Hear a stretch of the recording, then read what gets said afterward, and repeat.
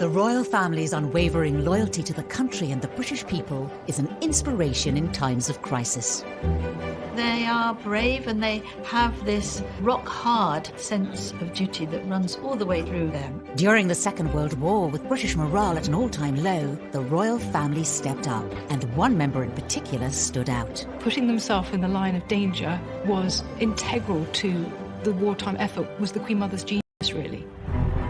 Tonight, how the Queen Mother became an icon when the country was blitzed by German bombers. To you, my fellow countrywomen all over the world, what have I done, you may ask, compared to what my boy has to put up with? How she was determined to stay put, despite deadly dangers. Queen Mother said, "The girls won't leave without me. I won't leave the king, and the king will never leave." And she meant it. How she took extreme measures to protect herself from the imminent threat of German kidnap. She was ready with this rifle. She had guts, and if she could, she would have used it against the enemy. And the moment Hitler came close to an assassination that would have changed the course of our history. Hearing the unmistakable whir-whir of a German plane and the scream of a bomb that hurtled past them and exploded in the quadrangle. We'll hear how this extraordinary lady boosted morale across the empire. I wish you all every good fortune in the admirable work that you are carrying on. She was leading from the front and saying, "We will get through this," and was the epitome of that British stiff upper lip, but also with a smile on her face at the same time. And how the Queen Mother pulled no punches when it came to the enemy. She made sure that everybody knew that she was practicing killing Germans by killing rats. Hitler famously called the Queen Mother the most dangerous woman in Europe. She actually ended the letter, "Tinkety tonk, old fruit, and down with the Nazis." The royal family are figureheads for the morale of the nation, through good times and bad. A crisis is really when the monarch has to earn his or her butter. Because it's all very well waving and smiling, but when the country's got real problems, that's when we really expect to see our king or queen. They are brave and they have this rock-hard sense of duty that runs all the way through them. Our Queen witnessed her first national crisis at the outbreak of the Second World War when she was just 14. But all eyes are now widely known as the Queen Mother. Elizabeth Angela Marguerite Bowes-Lyon was born in 1900. A lady at the age of 4, she was homeschooled and fluent in French by the time she was 10.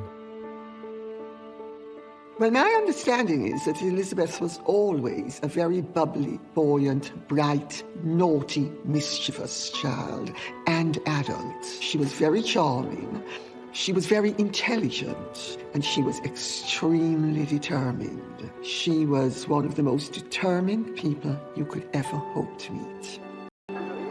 She had a kind of carpe diem attitude to life. She talked about how terrible it would be if you'd gone through your whole life not doing the things you weren't supposed to do. So you hadn't smoked, you hadn't drunk, and then the next day you were run over by a big red bus. So what should you be doing now to make the most of the opportunity? Her parents, the Earl and Countess of Strathmore, stressed that patriotism and religion were so tremendously important. I think this instilled in her a steel that became evident in a time of crisis which was so important. Elizabeth's earliest experience of a crisis was at the age of just 13, during World War I. Sadly, she lost one of her brothers in the First World War. He was part of the Black Watch Regiment, and he was killed. Another of her brothers was also taken as a prisoner of war for 2 years. So this really had an impact on her throughout her life. One of the childhood homes, Glamis Castle in Scotland, was opened up as a convalescent hospital, and throughout the war years, she looked after the wounded soldiers. These young men, these young working class men who no girl of her class would ever have spoken to. She's getting them cigarettes, she's chatting to them about their wives and girlfriends, and she really saw, I think, firsthand the sacrifices that the working classes make. So really, overnight, Elizabeth Bowes-Lyon went from a very fun-loving girl who had a very sheltered childhood to seeing firsthand understands the suffering and the horror inflicted by World War I. Young Elizabeth would go on to have a significant relationship with a military man, Prince Albert, the Duke of York, Queen Mary's second son. After courting Elizabeth for more than 2 years and proposing unsuccessfully twice, Albert finally won her over, and they were married on the 26th of April, 1923. People were quite surprised that the Queen Mother, somebody very gregarious, very much a social butterfly, very extrovert, ended up marrying the Duke of York, or Bertie as she affectionately knew him, because he was very shy, had a stutter. I think there were royal watchers thinking, how extraordinary that he has landed this lady. In 1936, their lives changed forever. Wallace Simpson. Overnight, Albert was crowned King George VI, and Elizabeth became Britain's new queen. I rely upon what the Princess Royal said about how Elizabeth felt when she became queen. You know, some people said, oh, she was furious and she didn't want it and all of that. The Princess Royal said, oh, I do wish she'd stopped grinning like a Cheshire cat. It's so unseemly. I think she was absolutely thrilled to be queen and remains thrilled to be queen. Elizabeth quickly adapted to life as queen, and it soon became clear she was not interested in a backseat role. And I would like to say to all those who have been taking part in the display how much I've enjoyed it. It is said that there were two kings of England, King George VI and Queen Elizabeth. And in fact, Winston Churchill complained to Lord Beaverbrook, and I got this from my sister-in-law Jeannie, who was his granddaughter, that he didn't think he could continue to have regular audiences with the king, because whenever he needed immediate decisions, the king would say, oh, leave it with me, I'll think on it overnight, meaning I'll consult Elizabeth. She started a mission to get her husband ready for his new life as king. One of the most pressing matters was his stammer, which he developed around the age of 8. Scheme whose inception we saw when we were last in Glasgow 10 months ago. And she almost frog-marched him off to Harley Street because he had a stammer, and she knew that that was not a way to be if you were a king. And he saw someone called Lan or Logue who helped him overcome his stammer. And she helped him too. He had to do exercises every day. So she built up his confidence. She bucked him up when he had to go and see members of the public, which he found so daunting. Lord Halifax actually described her as a steel hand in a velvet glove. And above all, I suppose, she gave him love, and he flourished because of her love. She made it possible for him to find the inner strength that was needed. And she inspired him, and she taught him how to connect with the people in a way that was really, really important for the years that followed. Public opinion across the empire remained at an all-time low from the abdication crisis. But the monarchy was about to be faced with their biggest emergency in history. For the second time in the lives of most of us, we are at war. On September the 3rd, 1939, Britain declared war on Germany, and King George and Queen Elizabeth were catapulted into the centre of a huge international crisis. When we think back to the King's speech and the idea of George VI having to step up, we must also look at the fact that his wife was forced to do exactly the same. And that was despite huge concerns about their own role and her own concerns about her husband being king and how he would cope with that during wartime.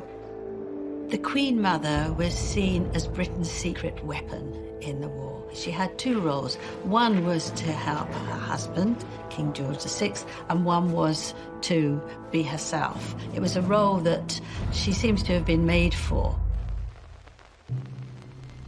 4 months into the war, rationing was rolled out across every household in Britain. Restrictions were placed on the purchase of all kinds of food produce, including meat, bread, and dairy. The royal family led by example, and under Elizabeth's influence, they faced the struggles of war alongside their people. The Queen Mother had these strict rules for wartime economy. So at Windsor Castle, there wasn't much heat. I mean, it was so cold that the women were forced to wear their furs inside, cover themselves with blankets. There was a single bulb in each room. The royal family had ration books like everyone else. They had clothing coupons.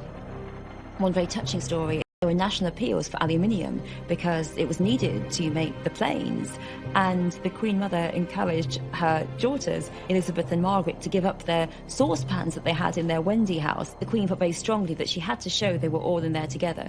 When Churchill came to visit, he was taken aback by the fact that the Queen Mother had instigated the palace to react positively to rationing. He was given some sandwiches and he said they were disgusting, and were they filled with sawdust?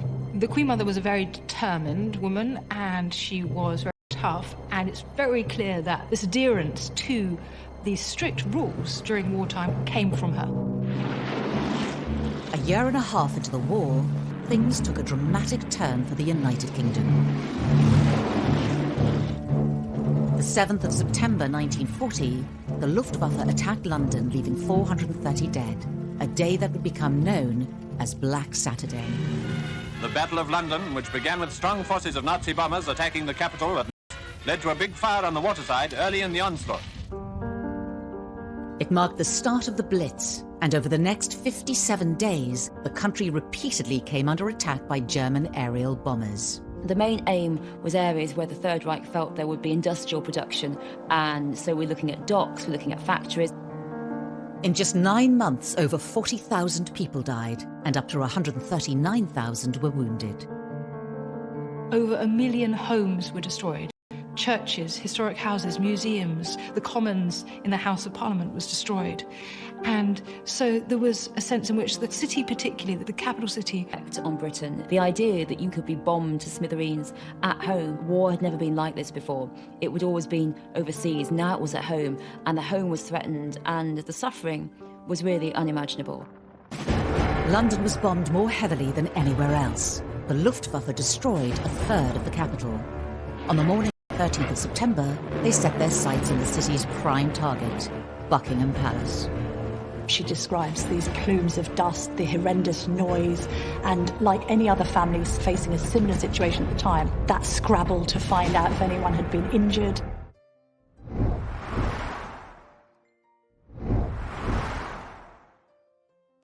Historically, it was the king's duty to fight on the front lines of war.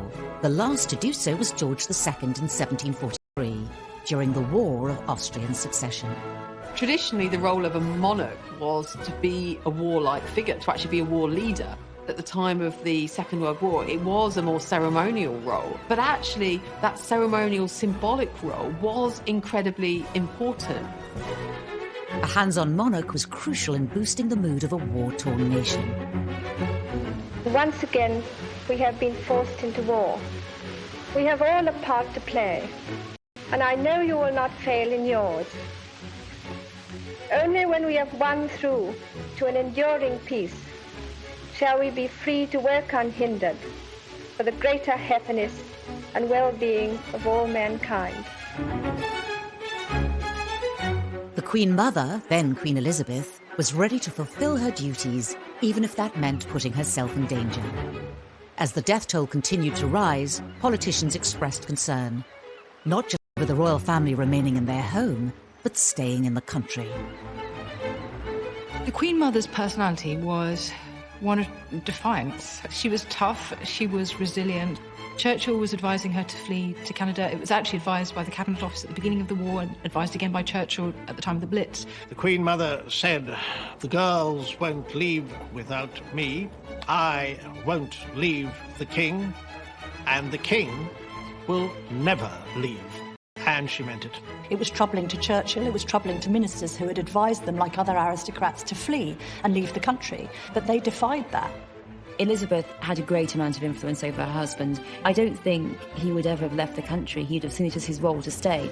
But I do think that he did consider that Elizabeth and his daughters should go, and she was determined that she should stay, and also that the princesses should stay as well. Elizabeth knew exactly what she was doing. Press reports of the family remaining at the palace portrayed a powerful message to both the enemy and the people at home. The resistance and of British pride. The message was that things weren't that bad. They couldn't be that bad if the King and Queen were still here. So it's very much a sense that they were saying, we are in it with you. This is a narrative of shared suffering. And it's amazing what people can endure if there's a sense of equity about the distribution of the suffering. And so understanding that, putting themselves in the line of danger was integral to the wartime effort was the Queen Mother's genius, really. Well, I think there was a very strong propaganda message to the royals staying put. It was very much this sense of we will not be defeated. Refusing to leave the most iconic building in the country was a tactical move, but it left the family and their staff vulnerable to attack from the Third Reich. It was a huge risk for the royal family to stay in London at the time of the Blitz. Just like today, the royals are a target. To be able to take one of them out, that would have been a morale boost for the Germans, but it also would have knocked the morale of the Brits as well. German aerial bombers were not the only threat to the royal family. There were rumours of potential kidnap from German parachutists. So with the help of Winston Churchill, Elizabeth took drastic measures to prepare herself. During the war, Churchill came and saw her a great deal, and he gave her a rifle. And so she would go around practicing shooting by trying to kill off rats. But she was ready with this rifle. She had guts. If she could, she would have used it against the enemy. This was seen by many as a clever propaganda technique devised by Elizabeth. She made sure that everybody knew that she was practicing killing Germans by killing rats. There was a link, and the link was that the Nazis were rats. And so the word was leaked that she was at the palace practicing shooting rats. Propaganda is very important, you know. All of this tells us of a woman who was humorous in the face of disaster. The expression is a tough old bird, isn't it? She was somebody who wasn't going to easily be cowed. If you think that the best way to deal with rats is to practice hitting them as if they're Germans, then you've got a certain spirit about you.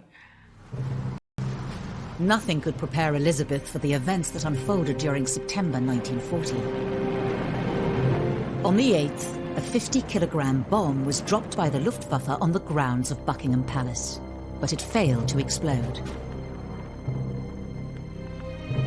Just a few days later, at 11 a.m. on the 13th of September, the Germans hit the palace again. The Nazis hit Their Majesty's private chapel. The King and Queen had worshipped here only a few hours earlier. An unpublished letter written by Elizabeth gave us a unique insight into what happened that day.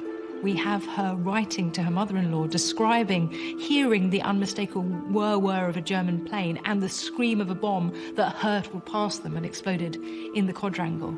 So they were very close to assassination. She says that her knees trembled a little bit after the explosion, which seems reasonable when you've had a bomb almost explode on you. The devastation caused by the 5 high-explosive bombs was terrifying. I saw a great column of smoke and earth thrown up into the air, and then we all ducked like lightning into the corridor.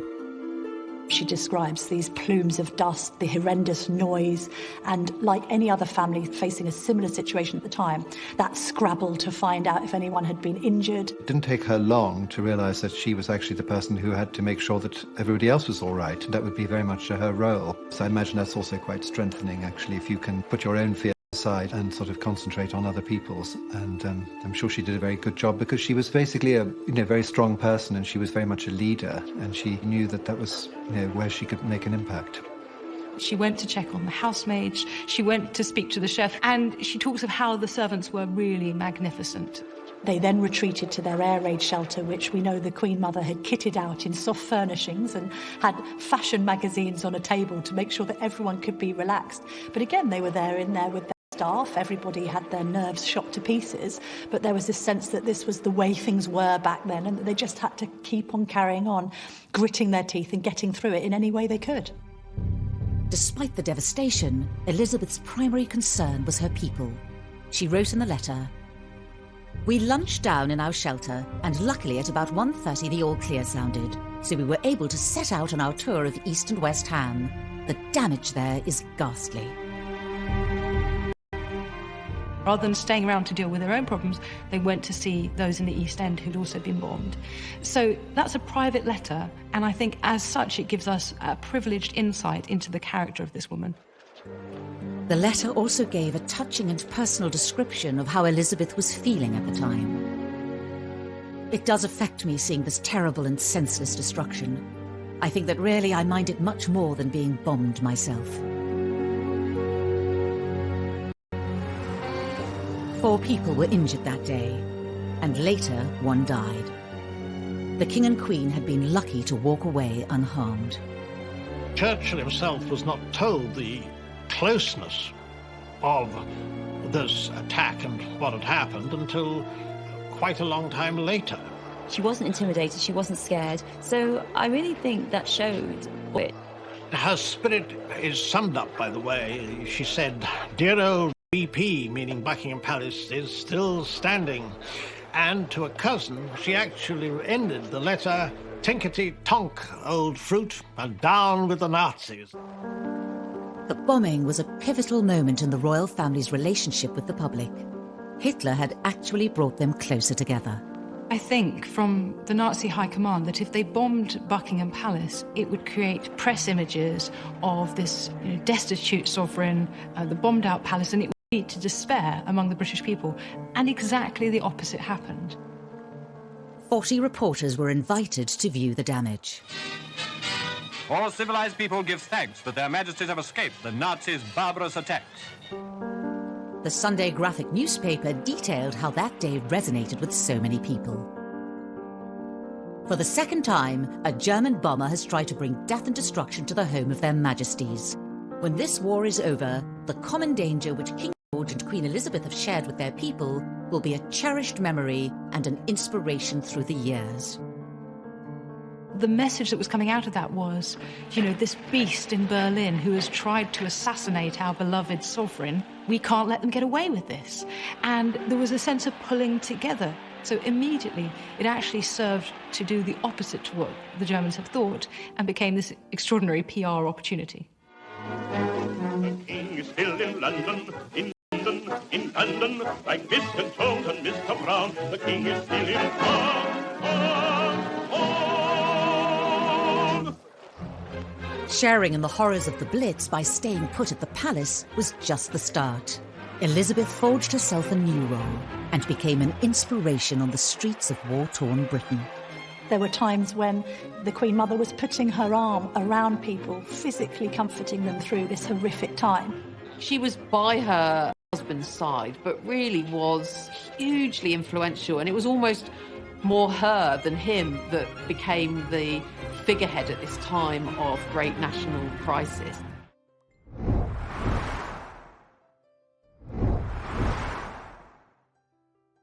During the early stages of the war, public perception of the royals was not always positive. War broke out only a few years after the abdication crisis, and so the royal family hadn't really recovered in terms of public opinion. The fact that she was wearing her furs and showing off their riches, and it seemed their safety by comparison to those who'd been bombed, really struck a nerve, and there was great hostility. King George and Queen Elizabeth's perseverance and solidarity with their subjects at the outbreak of the Blitz turned the tide. Very severely. The royal visitors were wholeheartedly welcomed everywhere they went, and everywhere they went, their majesties saw and admired the spirit of the people. Well, indeed, they didn't cancel royal visits either during these bombings, so although they'd have faced horrific turmoil in their own property and had bombs raining through, they still insisted on going and seeing those who weren't so fortunate. There was an occasion where she offered to hold a baby because a mother was there with her arm in a bandage and couldn't quite handle the infant. There were times when the Queen Mother was putting her arm around people, physically comforting them through this horrific time.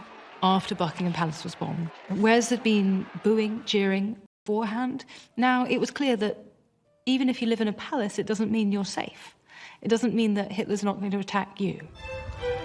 London wasn't the Nazis' only target, and Elizabeth insisted on visiting all sites obliterated by war. Of course, the Germans didn't simply just bomb London, they bombed other parts of the country, and the Queen Mother would go there. She was this kind of on-the-spot task force figure that would go and rally people and sympathise and empathise. They were very much at the forefront of this charm offensive to just try and keep smiles on faces, try and keep morale up, and they did that well beyond the confines of Buckingham Palace and went all over the country doing it. There was an incident in Plymouth in March 1941 when a place which obviously a naval port had been bombed badly during that day. They visited, and after they left that evening, it was faced with another bombardment. They were just between the two. So this was a dangerous strategy, but an important important one because it gave the message that they weren't cowards, that British people weren't cowards, that they weren't a cut above the British people. They would go and put themselves in these places, and that they cared about the suffering of their people. And that was such an important message. On the 14th of November 1940, Coventry City Cathedral was struck by 30,000 explosives, killing around 600 people. The city, having been mercilessly bombed throughout a whole night without regard to military targets, now presents a grim appearance of devastation. Again, without hesitation, Elizabeth defied the Nazi threat by standing shoulder to shoulder with the British people. She understood the fear, the devastation of the Blitz, and she would once again go out, visit people. It absolutely exemplified all that was the best of London, indeed the whole country, at this time of crisis. Many, many hundreds of people were killed. She went there and there was this sort of outpouring of affection for her. The national anthem was sung by hundreds of people, but it was this reaffirmation of those bonds. It really was hugely influential, and it was almost more her than him that became the figurehead at this time of great national crisis. As a significant part of the monarchy, Elizabeth played a pivotal role supporting the nation in a time of crisis. I think she was determined to do everything in her power to help this country. I mean, obviously she couldn't go and fight, but she could be there to boost morale. Our own Queen Elizabeth has found time, amidst a host of other royal war duties, to institute a sewing bee in Buckingham Palace. Part of, I think, the Queen Mother's psyche of getting through the war was trying to maintain as normal a life as possible. This sense constantly that she would not let the Nazis defeat her didn't just mean in that sense of kowtowing to bombing raids over Buckingham Palace, but equally not to stop her and fellow Britons in their traditional way of life. Elizabeth found many ways of instilling positivity in troubled times. It wasn't just through visits to bombed-out areas. Due to the closure of music halls, theatres and other cultural venues, she kept spirits up through public appearances. She went to concerts at the National Gallery. The pianist Myra Hess had organised these daytime concerts, and the Queen Mother said that these were some of her happiest hours in these dark times. And she was also concerned about keeping other people's spirits up. On one occasion, the Queen Mother actually even wrote out a poem for Churchill and had it sent round to Downing Street. He was had a very romantic sort of nature, really, and so is said to be supported, by some stirring words from the Queen at this point. It's very important to him. And boosting things for him, to keep him going, was very important, and that's one of the key roles that the King and Queen had during that time.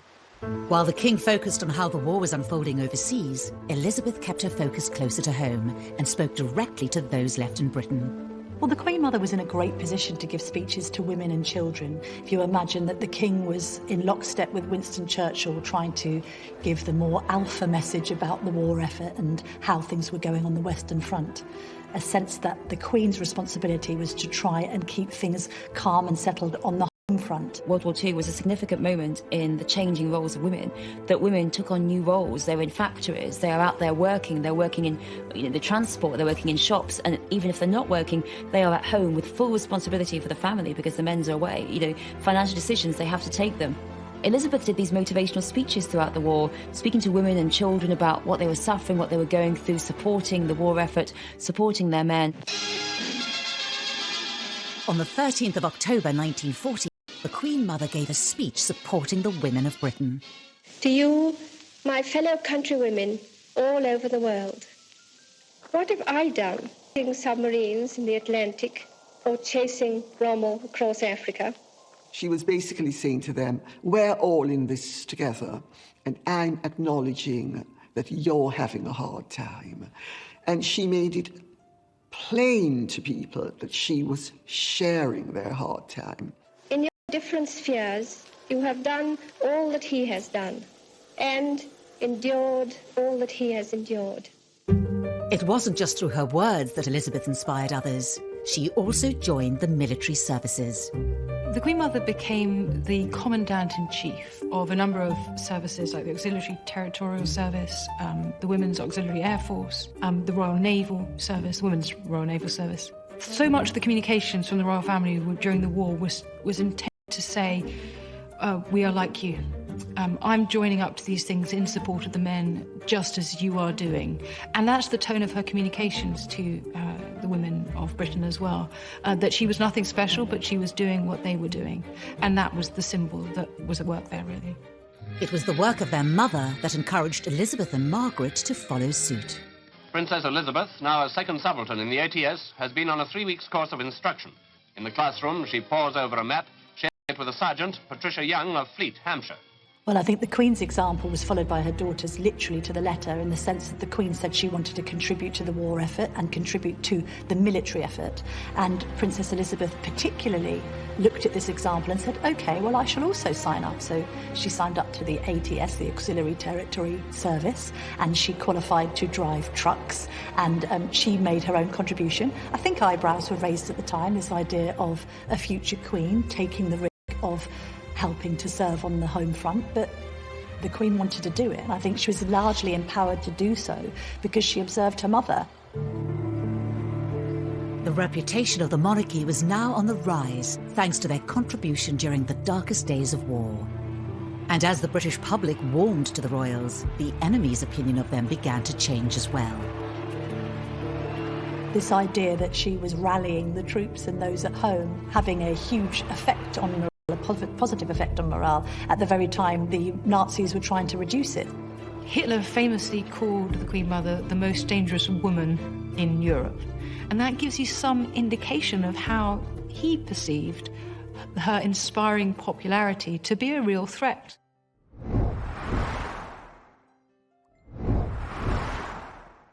Tôi về thuở xa xưa bay cao cùng cánh diều đùa chơi với đám bạn hồn nhiên ngây thơ vui đùa ngày tháng để lòng tôi hân hoan vì trời mây ngày xưa dấu yêu.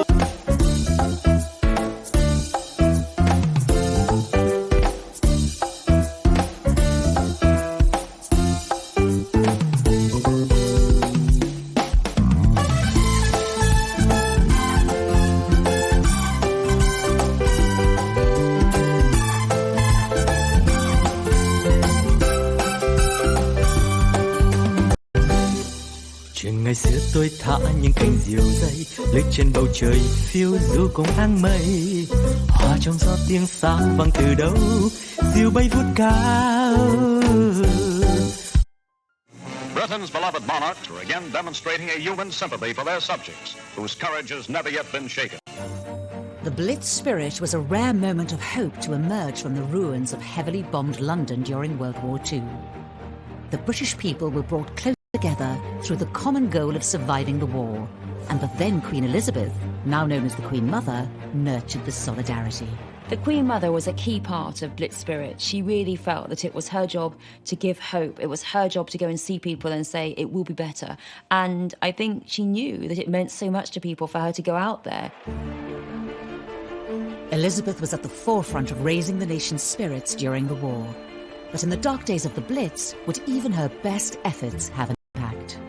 Well, I think the Brit spirit and this idea of keep calm and carry on is very much exemplified in the Queen Mother. That sense of putting duty first, of being visible, of trying to connect with the public, because you are a figurehead on one hand, but also taking this role as mother of the nation. The Queen Mother was this kind of on-the-spot task force figure that would go and rally people. It just gave everybody a sense of hope, a sense of optimism, a sense of strength. And indeed, the Ministry of Supply, when they did figures afterwards of productivity on days after visits from the King and the Queen, productivity would increase. I wish you all every good fortune in the admirable work that you are carrying on. People had had a lift. People were re-energised again. And it was that the Queen Mother really did bring to the war effort. Elizabeth's unsinkable optimism and rabble-rousing character was well received on the home front, but also felt keenly behind enemy lines. Hitler famously called the Queen Mother the most dangerous woman in Europe. And that gives you some indication of how he perceived her inspiring popularity to be a real threat, that actually it would continue to encourage British people to keep going in the face of what looked like certain defeat. It is not putting a smile on their face. I'm sure the Queen Mother loved the notion that Adolf Hitler dubbed her the most dangerous woman in Britain. This idea that she was rallying the troops and those at home and having a huge effect on morale, a positive effect on morale. She was wonderfully defiant. That can't have gone down at all well in Nazi headquarters, I wouldn't have thought.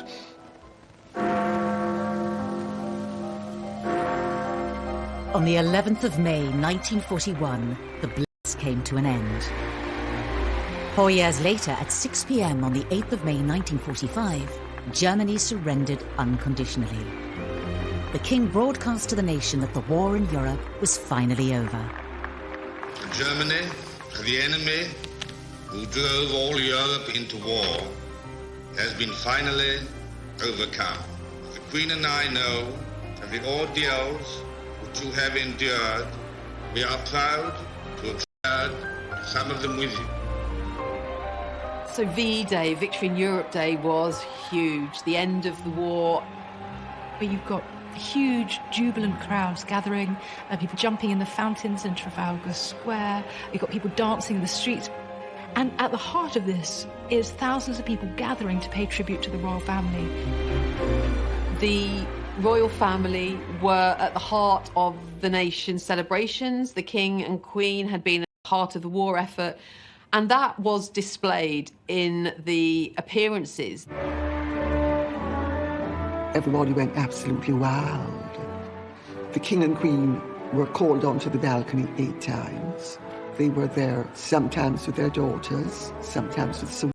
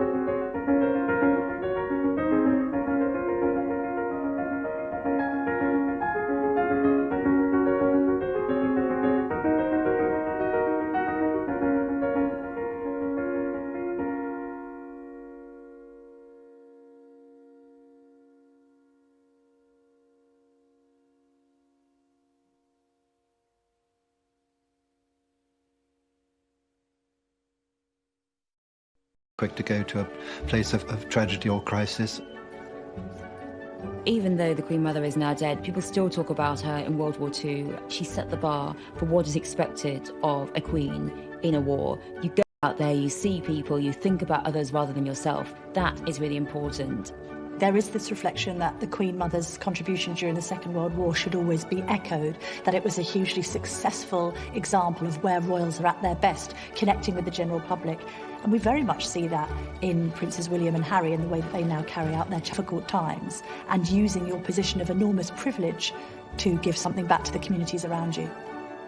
No royal can ever stay in their gilded cage. No royal can ever stay in their tower if there's a moment of national crisis. What she did during World War II, it's impossible to say how important it was. What she gave to morale, to the country, to her husband, and really to the vision that Britain could survive.